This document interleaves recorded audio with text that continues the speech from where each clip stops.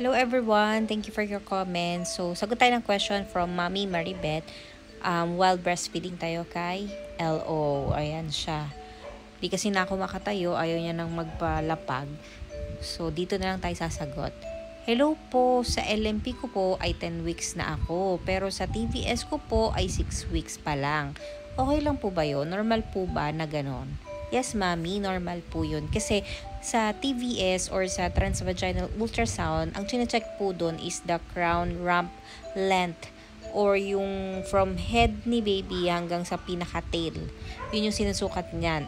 Kumbaga parang yung length niya equivalent sa 6 weeks. Pero kung sure ka naman sa LMP mo, nothing to worry dyan. Kung 10 weeks si baby, it's okay. Kasi ang sinusukat nga dun sa TVS is the length of the baby or yung kung gano'n na siya kahaba, ganun. Or baka naman hindi ka sure sa LMP mo, mami, kaya 6 weeks pa lang talaga si baby. Kapag hindi ka sure sa LMP mo, mas maganda na mag-base tayo sa pinakaunang ultrasound, which is the transvaginal ultrasound nga. Kasi doon malalaman yung pinaka-exact or mas malapit na estimated due date mo. So, yun lang, mami. Huwag kang masyadong mag-worry kasi okay lang naman yan. Halos same lang din yan mga yan. Mas maganda doon na lang tayo sa TVS if you are not sure sa LMP mo.